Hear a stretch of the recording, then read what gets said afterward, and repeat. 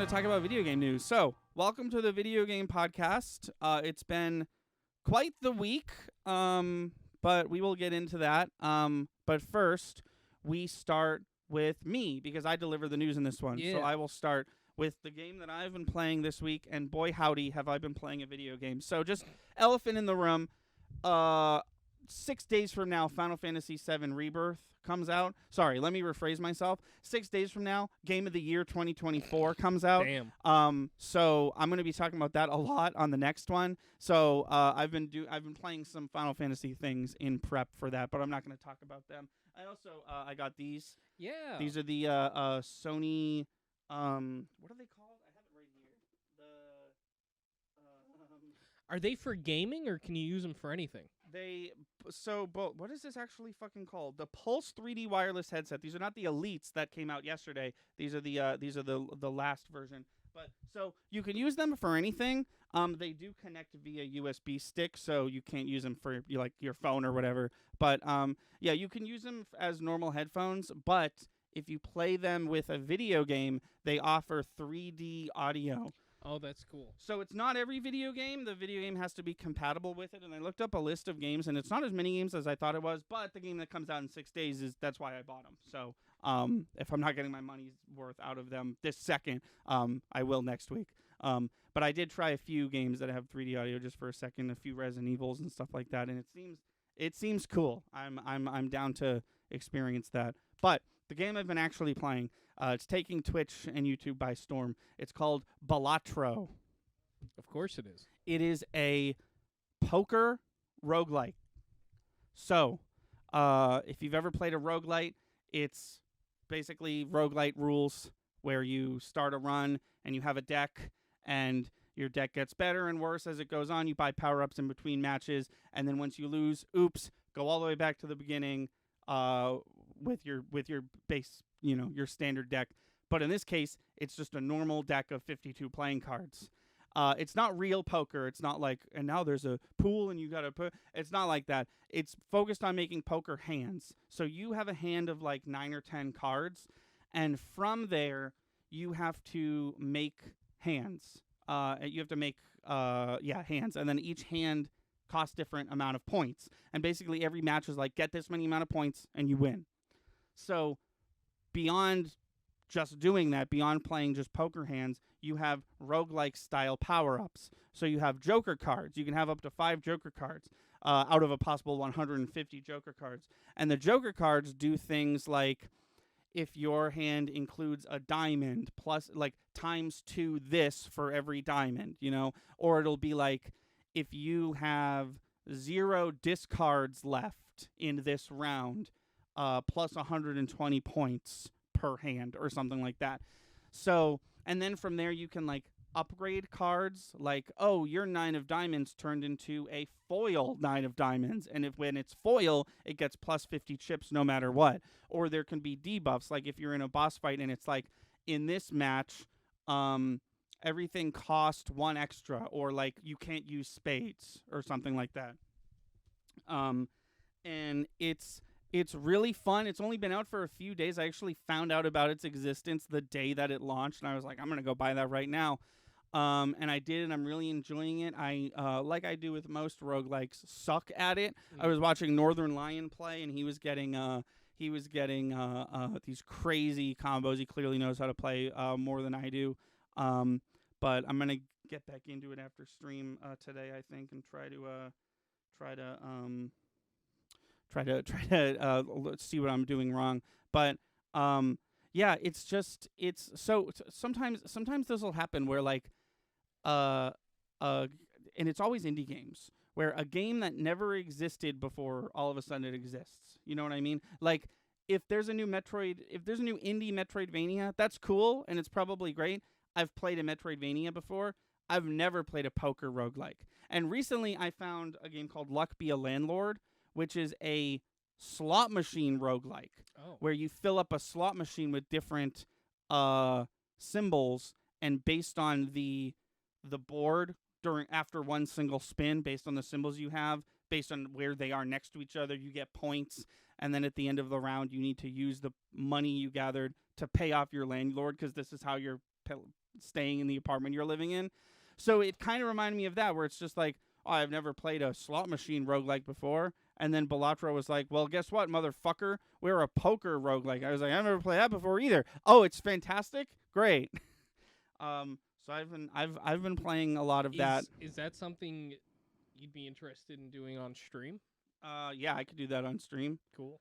It is a PC game. But We're fucking set up for that Yeah. shit now. Got one here, got one here, I got one here, and one there, we have 4 monitors. and one there, 5, in there, 6. in there. Oh, we got the floor monitor. That's for the Patreon exclusive upskirt camera. That's what they wanted from us. Me and you and nobody else. Man, I think I just revolutionized Patreon. Not ours, of course, but yeah. But yeah, that's what I've been playing. I'm only a good 4-ish hours into playing it, and I don't have much unlocked, and I haven't actually won a run yet at all. But I'm having a lot of fun. That's good. That's cool. What about you? So, I've spent every moment that I could be playing a video game working on a super secret video game adjacent project for Thunder and Lightning Gaming that I can't talk about yet. Right. But that is literally eating every second of my video game playing. Okay. So I haven't been playing video games, but since this isn't the video game news podcast, this is the gaming news podcast, I will talk about what's going to happen to me in D&D next week, because I'm really excited, because I've also been working on that. So we may have mentioned this on stream already, but my character currently in our D&D campaign, the Violet Shadow, the high elf wizard bounty hunter, has turned into a lich, and he is no longer my character, and I'm excited to see his story continue. But I will be playing the Grung, Sir Krognar Ribbington, and I just filled out his character sheet, and my god, did he get some good stats. I'm really excited to play him. Nice. So that's what I've been doing with gaming. If I can, I was talking to Kelsey about this, because it's not a secret, and I think I might have talked to you about this already, but this next campaign that's in 5 days or whatever, we are going to a multiverse that I have been creating for the better part of the last year. This is where the next campaign is going to be set. This visit is just going to be a sneak peek. I've worked very hard on it, and I hope everybody likes it. We've been going back and forth to known IPs and things that I've created. So this week is obviously one that I created. And I'm excited. We've got some things to do before we take off there. But yeah, I'm excited for everyone to see this world that I've created. Do you have any guesses? I mean, it's not based off of anything, right? It's based off of something, but not a known something. It's not based off of Star Wars, but it's based off of what if there was a D&D campaign like this? I don't know. I mean, is it I guess what I'm trying to say is it like our first campaign that had very loose ties to God of War, or is it like one of these multiverses we're going to that's it's an IP?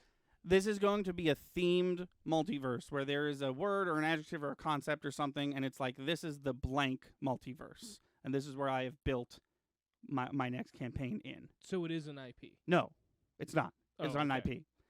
But it's a concept.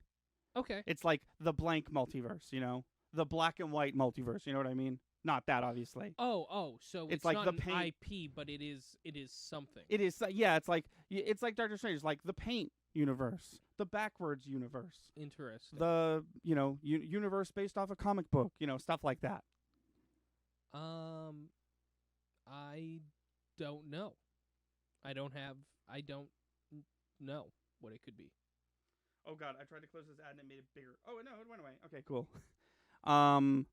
Cool. I hope you like it. Cool. I do too. Okay, so this week these last couple weeks, a few things happened. There was a Xbox showcase, and it wasn't showcasing any games. It was sort of like a meeting, like of Xbox officials that we were just like sitting in on, which was interesting. But they essentially announced that Xbox is going to go third party, not exclusively. There's probably going to be another Xbox console after this one, but they are going to start branching out and giving other people their IPs to put on their consoles. In the same week, we got a announcement that Hi-Fi Rush is going to come to PlayStation, and we're getting rumors for it coming to Switch 2 whenever that comes out. There's been a ton of Switch 2 rumors the past few weeks, because we are 7 years into the Switch's life cycle, because it launched in early 2017. So there's been quite a few rumors going around about that, and I do want to talk about that in a second. There was a Nintendo Direct. It was a partners showcase, meaning there was no first-party Nintendo announcements. It was all stuff that's being put on the platform, and a lot of it was stuff we already know about. That's just going to be on Switch now. It was a very, very, very weak presentation. A lot of people agree, but just some highlights. They remade Disney Epic Mickey, and that's going to be on Switch. They're remaking the original 2 Star Wars Battlefront games, and they're going to be on Switch with multiplayer and stuff like that. Oh, wow. So that was very exciting. And then they announced a new Super Monkey Ball game, which is a crazy out-of-nowhere announcement. They announced World of Goo 2. They showed another Crab's Treasure, which I want people to keep an eye on. This is a game I've had my eye on for a while. It's an indie game. You play as a crab on the bottom of the ocean, but it's all cartoony and stuff. It's not like scary. It's a Souls-like, and the way it works is you find different things to use as your shell. Oh. And each shell, Mario Odyssey style, is going to have like a different like buff or power up or something. That's and it's cool. like now I have a cup. Now I have a coffee cup. Now I have a this, It looks really cool, and I'm really excited about it. They shadow dropped Penny's Big Breakaway, which is a new 3D platformer from the devs for Sonic Mania. That is out right now. You can go get that. Suika game has a multiplayer mode finally, and they remade Pocket Card Jockey, and then they put some rare games on the Nintendo Online services. Those include Snake Rattle and Roll, RC Pro Am, Battletoads, Killer Instinct, and Blast Core. Obviously, 007 GoldenEye already on the service. So that was the end of that. But I do want to I want to talk about something that I've been thinking about for, let's say, 5 days now. I have things to say about Mario Kart in reference to these Switch 2 rumors. Yes. I think that my tune, I think I've changed my tune as far as Mario Kart 8 Are you joining the rebellion? is concerned. I don't know how to answer that. You'll see in a sec. But basically, I'm watching you guys play Mario Kart. I've been playing Mario Kart 8 myself because it was on when I turned my Switch on, so I was like, I'll just play it. I'm not going back on my opinion, but I am going back on something I said a few times, and I'll explain what I mean by that in a second. But I think that their decision to continue covering Mario Kart 8 Deluxe and put out these 48 new tracks, I think that was a good decision. What? I think that Nintendo knows what they're doing, and I think we are once again underestimating them. I think that is it a little bit of a sour pill that there was no Switch Mario Kart exclusive game Of course it is. But I do recognize that they used the Switch era as an opportunity to do some tests. They put out the phone game, they put out that fucking toy, and they put most of their work into that, most of their effort into that. And rather than making Mario Kart 9 or whatever the next Mario Kart's going to be called for Switch, I think it was a smart choice to double down on Mario Kart 8 Deluxe because Mario Kart 8 Deluxe came out very quickly after Mario Kart 8. We're talking Mario Kart 8 drops in 2013, which is another point I don't want to get away from. This is an 11-year-old video game. Yes. Mario Kart 8 drops in 2013. We get a bit of DLC for the Wii U version. That's where the Captain Falcon courses come from. And then it gets a remake, a full-price remake on Switch, which I feel like a lot of people, myself included, were like, "What's that price tag, though? Why we gotta do that?" And I think that there was probably a conversation early on of like, okay, we could make another Mario Kart game, or we could do these weird Mario Kart experiments that we've wanted.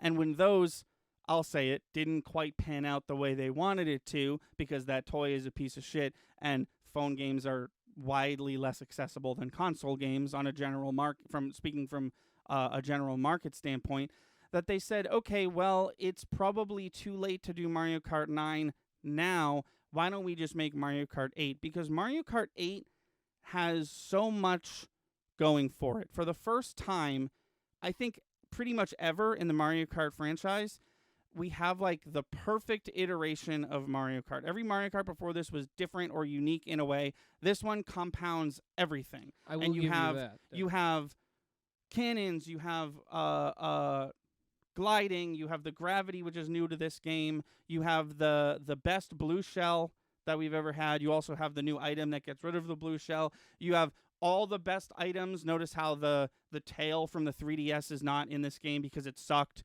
And now, at the end of all the DLC, you have 96 tracks, right? That's a fuck ton of tracks. That's a lot of Mario Kart 8, which is awesome because Mario Kart 8 is really good, and I think they've put themselves, and I think they realize this, I think they've backed themselves into a Smash Brothers Ultimate corner. And Mario Kart 8 is sort of in the same situation that Smash Brothers is in, where it's like, well, this franchise is making money. We're gonna make another one of these. But how do we follow Ultimate? You know what I mean? And I think that's the same. Well, I feel like I get what you're saying. I feel like they're dangling the Mario Kart version of Ultimate over our heads that they just refuse to talk about. I don't think 8's the Ultimate. I think whatever we're going to get next will be the Ultimate. I disagree. I think that the Mario Kart 8 Deluxe is the perfect Mario Kart game, and ain't nobody going to tell me that like Wii is better than Mario Kart 8, you know? Because Mario Kart 8 has so much stuff going for it. The controls, the mechanics, they're so good. Everything that people didn't like about Mario Kart 8 is fixed in Deluxe. It looks beautiful. It sounds beautiful. And I've said this before when we talk about Mario Kart 8.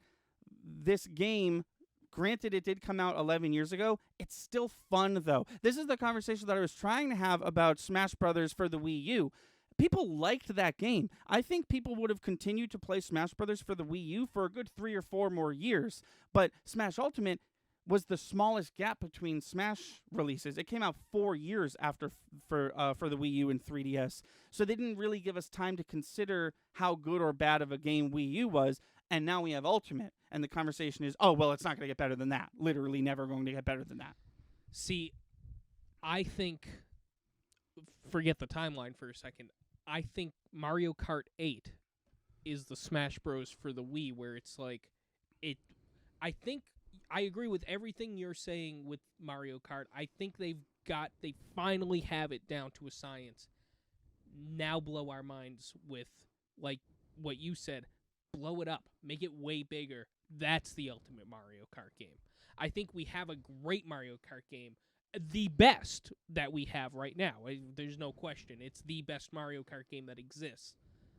I think the next one is the one where it's like, all right, mic drop. We gotta take another decade off because we don't know how the fuck to top that. So you I think the that next one is going to yeah, be you the think big that one. you think that Mario Kart 9, we'll just call it, Yeah. because who knows? But you think that Mario Kart 9 is going to be like the Street Fighter 6 of the thing, where it's like, well, Street Fighter 5 was the best game you've ever made. How are you going to? Oh, I see. Yeah. Because I think that there's definitely been a conversation now that the phone game is done, now that the toy was a flop, now that all this DLC is out. I guarantee there's been a conversation, a meeting about like, okay, gang, what do we do next? And part of that conversation is probably, is Mario Kart 9 going to be a Switch 2 launch title? Because I think don't at this point think it has to be. I was going to say I don't think it has to be. I am cool because the last bit of DLC for this 11-year-old game, I will keep bringing that up because it's a completely fair point. The last bit of DLC for this 11-year-old game came out not too long ago. I personally am okay waiting a bit longer. I do have one glaring issue with Mario Kart 8 Deluxe, and it's a small one, but it's big to me. God damn it. What the fuck? Why isn't Captain Falcon in the game? Oh, I know. What the fuck do you mean you have 2 Captain Falcon stages and a Captain Falcon car and like 2 Animal Crossing characters and Inkling That's the and shit Link that I'm but talking not about. Captain Falcon? Okay, here's where Mario Kart 9 is going to beat 8. They got it right with Ultimate. Put every fucking character in the game. Well, And put them in launch. Just fucking put them out there. well, And that here's will the never thing, too. happen No, because no, I DLC know. sells, yeah. DLC does sell. Not only that, but unlockable characters would be cool too. We might have gotten a few with 8, but put in a shit ton of racers. Oh, well, and yeah, give me some diversity. Like if I pick Mario. I never talked about this on the stream. I pick Mario because Mario is the standard. Yeah, he And always has been. And I love the way he controls. That's why I always pick Mario. Mario, I like what they do with Mario because Mario's the standard across all competitive Mario games. If we're talking kart, golf, soccer, Smash Brothers, baseball, Mario is like the neutral option. And that's why I pick him in Mario Kart, because I like the way that controls. However, give me a game with 72 characters in it. Make them fucking diverse. Make them way more diverse than in 8. Have a standard and have 11 variants on that standard. Be like, we got heavy, medium, small. Mario's medium, but also like he's medium, but he's a little faster than Luigi and shit like that. I don't know. See, going off of that, here's what I think is going to happen, and I think people won't like this, but I wouldn't mind it. I think we might be looking down the loaded barrel of a Mario Kart live service game. I think we might get a Mario Kart game where it's quite literally the exact opposite of what you're saying, where it's like, hey guys, it's Mario Kart 9. It's a live service game. There's going to be 10 characters at launch, but they are going to be different. We made it a little bit more of a battle racer, but day 1 of launch starts season 1, where you can unlock these 4 characters, these 3 carts. You pay $10. Mario Kart 9 is going to be free to play, and each season is $10, right? You enter the season, you get all these things. Lingual already hates it. I also hate it, but what I hate most about it is it sounds real. It sounds like what would happen. I think live service games are good, and I have played quite a few. And after playing Disney Speedstorm, I think I'm not saying. And here's the thing: here I'm in favor of live service games. I like them. I play a bunch of them. I'm not saying I want this for Mario Kart. I'm saying that I think it's going to happen for Mario Kart, and I think that if it does, it's going to piss off a lot of people. Not me, baby, because this is what Disney Speedstorm did. This is what Crash Team Racing Reloaded or whatever it was called did. And I think that is a great opportunity to turn Mario Kart 9 live service into Super Smash Brothers Kart. So, like, launch the game with all your Mario friends, your basic Mario friends, and then season 1 is Mario, where it's like, oh, if you want Bowser Jr. and Dry Bones and Pauline and Diddy Kong and all these weird characters, give us $10. The game was free. Give us $10 for season 1, and then you can unlock all these characters. Then season 2 can be Legend of Zelda. You're triggering the shit out of Langwell. He's threatening a video essay for our channel, because that's the one that I can only imagine he's gonna make it for. And I'm not saying that live service games don't have evil aspects, but I feel like for the most part they are good and work. They work when they work. You know what I mean? Like it's a fine line between the game being too expensive, right? I've been playing Yu-Gi-Oh! Master Duel. I know. I said I'd never play Yu-Gi-Oh! Again. I've been playing Yu-Gi-Oh! Master Duel, and I think it asks of you the perfect amount of money for what it is, because what it is just a simulator to play Yu-Gi-Oh! And it asks of you zero money because you can pay for seasons with in-game currency. I wouldn't mind that. Okay, that's a very moral way to go about it. Cuz here's my issue, and this is the twisted gray line issue of don't make me pay for a game you didn't finish, which isn't always the case. That's not what live service games are, though. If I pay for Mario Kart, You won't, though. It'll be free to play. That's what I'm saying. Live service games. Mario Kart 9 comes out. It's free to download. Then, okay, I wouldn't mind that too much. It's free. That's what happened with Disney Speedstorm. It is Okay. free to download. I think we're on season 5, is The Little Mermaid. It's called Under the Sea. So if you want to play as Okay. Ursula, King Triton, Prince Eric, and Ariel, you're going to have to fork over $10 to play in season 5. I think. Okay, see, that does make me feel a little better. I didn't want to pay a $60-$70 game and then 2 months later have them be like $10, please. No. For more. And plus, you got to think, we're talking about Nintendo here. I bet you if Mario Kart 9 is a live service game, it's free, it drops. I bet you the first 3 seasons are free for Nintendo Switch Online Plus subscribers. Like, That sounds Nintendo loves doing shit like that. Nintendo loves not charging you for things they should charge you for. You know what I mean? See, I would be so comfortable with that, and then it's like this free game. If you want the DLC, it's $10. You know, I like that. The alternative, I'm also comfortable with. Give me a $60-$70 game, and then say we're gonna put DLC in. You can pay for it with real money, or the coins that you get in Mario Kart. That's right, you can use them to pay for them too, because you've been playing our game. You've been using your Switch Online membership to play Mario Kart so much that you get to pay for it. You get to pay for the DLC with the money you've earned in game because you've been playing it. You've been enjoying it. I don't mind that because they are getting money off of me. If it's online exclusive coins that I get to use to get the DLC, I'm paying for my subscription to online, so they're still making some money. Yeah. They're going to get some subscriptions to their online service because somebody wants the DLC and doesn't want to pay for it. The issue with that, and it might not be an issue for Nintendo because they've never done anything like this, but the issue with that, and I turn again to Street Fighter V, because what happened with Street Fighter V, it was a $60 full launch, and then they had DLC characters, because all modern-day fighting games have DLC characters. The DLC characters for Street Fighter games are overpriced. They always have been. But they said, but if you want the currency that you can, so you use real money to buy fake currency, right? That's always how it is. And it's like, this is the money that is real money. This is the money that's fake money. But you can earn money in game. Every time you fight, you'll get a little tiny bit of money, and then you can use that money to buy characters, or you could just fork over $10 and have that money right away, or you could grind, and then you could have that currency and you don't have to pay real money. However, what they didn't explain with Street Fighter V is that would have been like, to unlock one character, it would have been like hundreds of fights that you had to do to get one character. See, just don't fuck over your audience. That's what I think there. Nintendo is really good about not doing. I will say Tears of the Kingdom was a blunder. Tears of the Kingdom should not have been $70 because that game is just Breath of the Wild again, but with some new missions.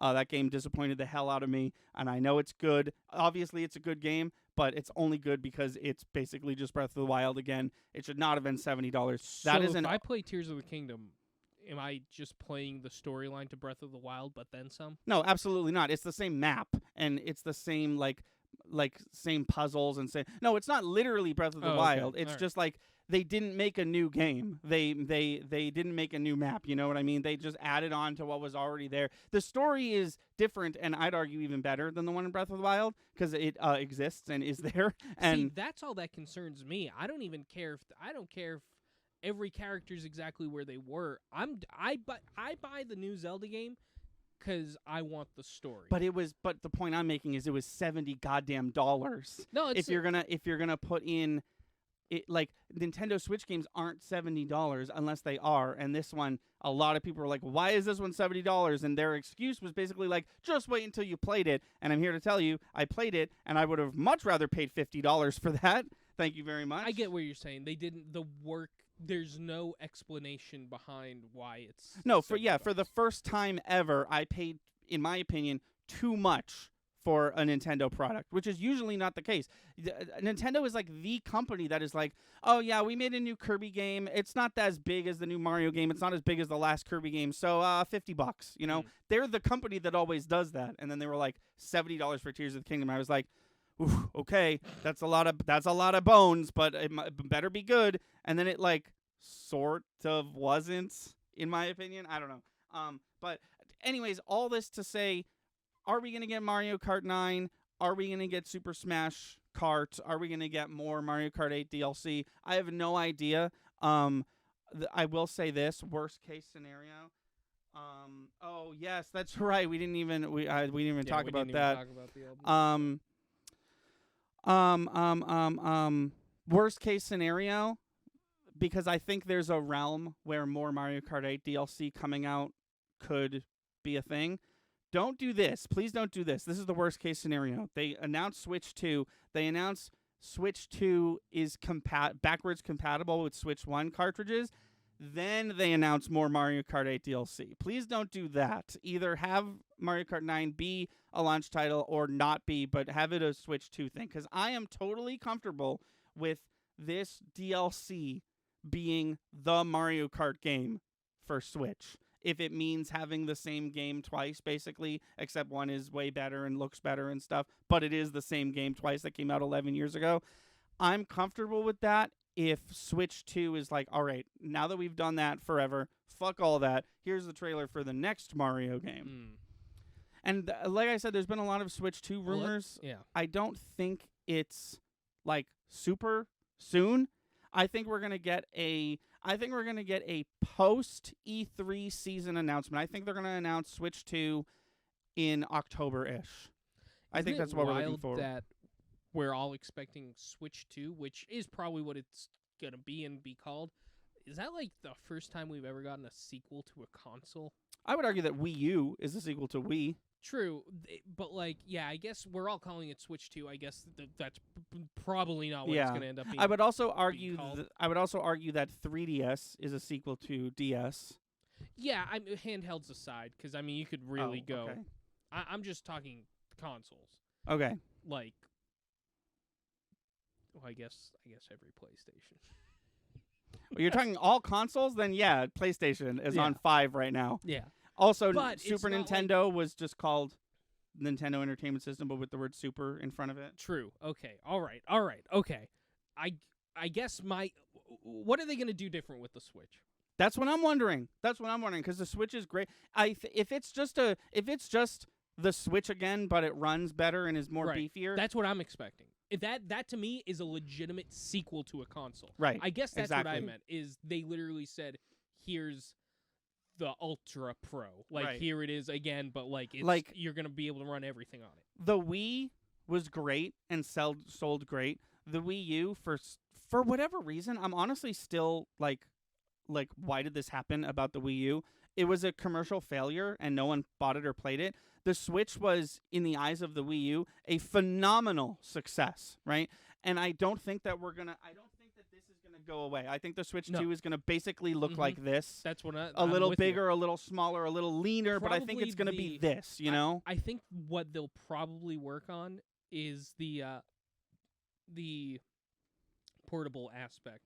I think the kickstand's going to be way better. Probably metal and shit like that. I think they're going to give it a nice little redesign for some quality of life aspects. But I'm with you. What else are you going to do? Make it run better and make some quality of life changes. Yeah. Beyond that, I mean, I'm happy with that. Right. I don't think I'd buy a Switch 2 right away. If that's what it was. Well, it depends on the games, doesn't it? It does. It depends on the games. If it's backwards. Oh no, actually, it wouldn't be backwards compatible. Yeah, I'd need to know what Why wouldn't it be backwards compatible? I meant the invert of backwards compatible. I will Oh, not yeah, be able to play yeah. Switch 2 games Of on- course. just based Yeah. off of we want money. Right. And that's fine. yeah. I get that. Yeah. No, I think that it depends on when, and I think we're gonna hear about it in October. I really do, if I know this industry. They made a new hold on. They made a new 3DS? The fuck's the matter with them? No, Why? no, not recently. Oh, okay. I don't think, at least unless I'm stupid. But they made the new 3D. I think that was in reference Adding to the sequels. yeah. Yeah. The new 3DS was like we added a joystick or whatever. I don't know. You get what I meant though, coming out the other end of that. Like this would be the first time they were like it's the same thing, but like it's a sequel. It's way better. Right, exactly, because they and God bless them, they always try to fucking like make a new doodad, you know? Oh, by the way, stop. Don't do that, Nintendo. You did it. We saw the progression and you made it. That's what I've been saying. That's that joke I used to say. I want a Mario game where you press A to jump. That's what I want. And that's what they did. They made a console, and its gimmick is that some of its first-party games have motion controls. Most of them you can shut off. And two, it's a fucking console that you can take on a fucking airplane. Yeah. So keep that. Make it beefier. Make it more expensive, obviously. Make it run better. Make it play Switch games. Make it play Skyrim, right? Make it play... Well, this can play Skyrim. Doesn't it suck, though? Skyrim's always sucked. Skyrim's going to suck no matter what console it comes out on. Oh, okay, whatever. No, I thought, wasn't there, like, a notoriously, like, horrendous game, like, big, beefy game that was, like, don't buy the Switch version. It'll suck. Oh, I'm sure there was. I can't think of what it was. No, Elden Ring's not on Switch. No. No. Oh, it was Mortal Kombat 11. Okay. That's the one. Okay. Mortal Kombat 11 was on Switch, and Ed Boon was like, he did like this interview, and the interviewer was like, basically he asked in so many words, like, how bad, like, what's the version of Mortal Kombat 11 look like on the Switch? Like, is it downgraded in any way? And Ed Boon clearly said, no, it's just Mortal Kombat 11, and I'm here to tell you that it's not. I think Mortal Kombat 1 also came out on Switch and looks terrible and is terrible. I might be wrong about that, but I think it did. Just stop doing that, NetherRealm. If you don't know how to optimize your game for the Switch, just stop. Or make a bigger, badder, beefier Switch. Or, yeah. No, I think they'd be dumb not to just... Because third-party developers were so excited about this thing. Because you're the guy who makes the Batman Arkham series, and it's time to make Batman Arkham Knight. You can put it on PS4, PC, Xbox One, Wii U, or all of those, right? What the fuck am I going to do with the Wii U gamepad? What the hell? No, right. Exactly. And so this is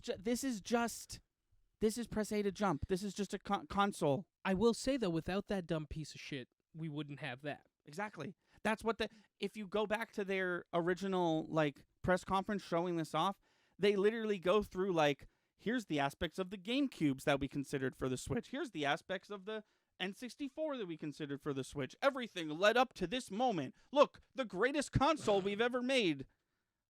And financially, they're correct.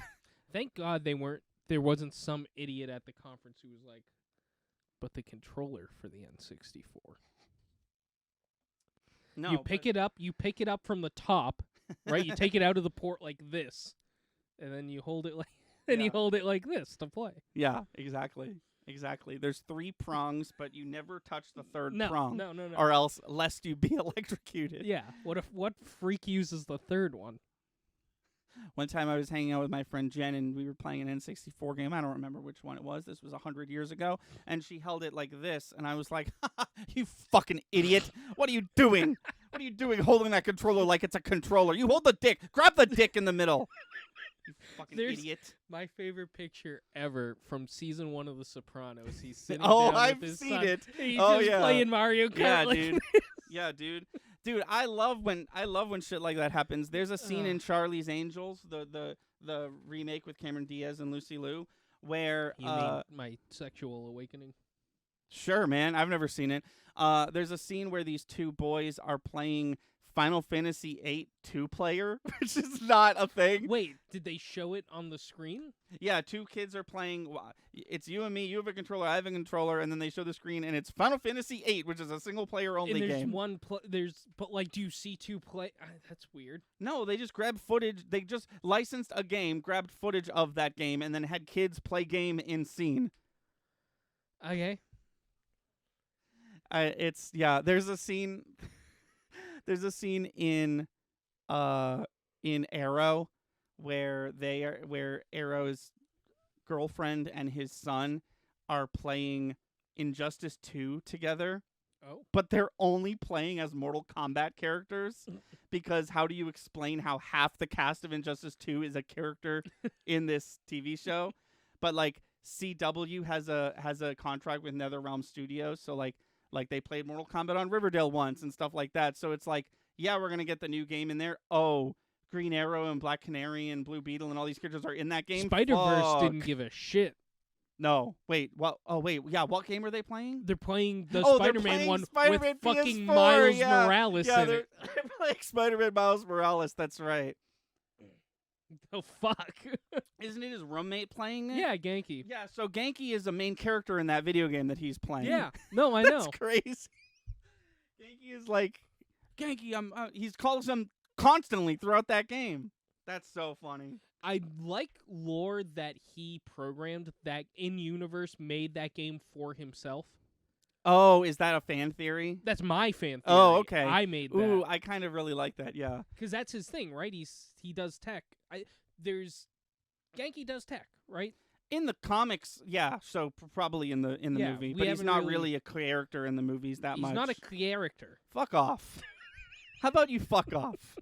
There was a trailer for Elden Yeah. Ring DLC. I think and- after that we should call it a stream. No, but we're yeah. absolutely going to call it a stream after that, and I don't have much to say about the Elden Ring DLC except the fact that I was wrong. It exists. I thought for sure it was going to not exist. Langwell says it's $50. I don't That's insane. think that's correct. I could be wrong, but I'm pretty sure it's $40, which is still a lot. But, like, here's my thing. It's been 2 full goddamn years. It's too late.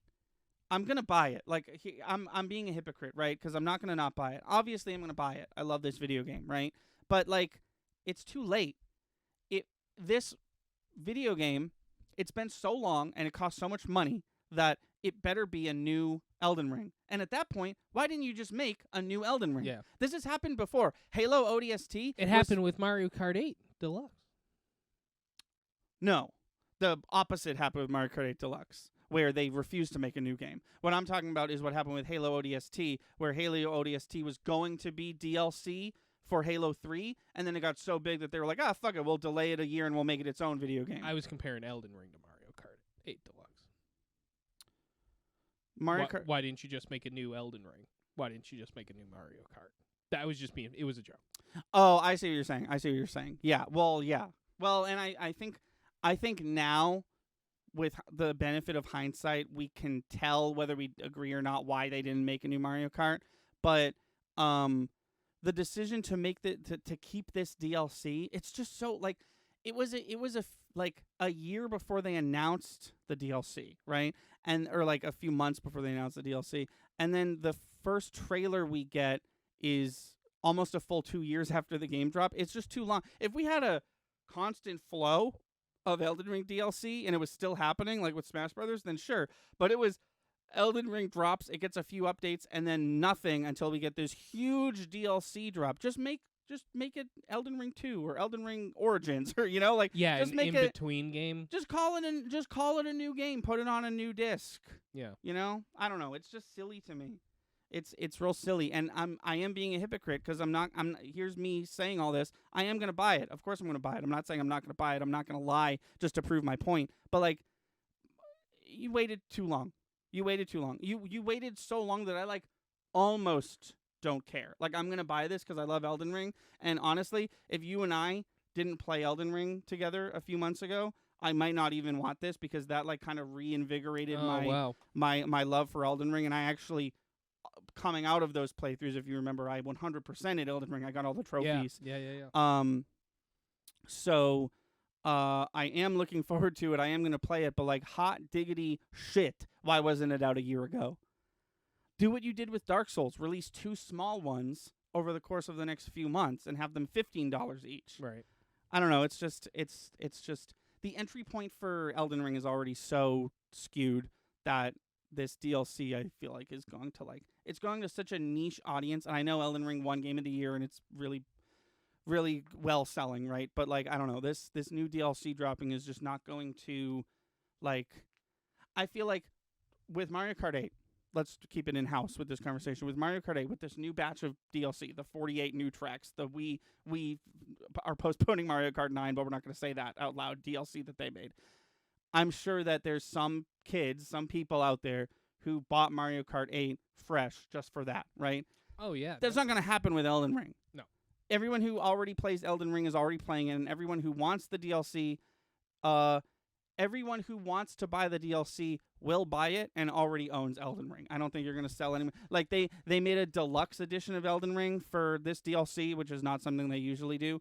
I don't think anyone's going to buy that. I really think the sales on that are going to be really, really bad. But that's just my opinion. I recognize that I am in the minority when it comes to this Elden Ring DLC. I just think there should be some etiquette. You and I have talked about this with E3 announcements. I have a rule. Your game should, if you announce it at E3 2018, it should be out before E3 2019, because I hate nothing more than watching 2 trailers for the same game that I don't care about 2 E3s in a row. So I feel like there should just be some etiquette. But that's all we have for today.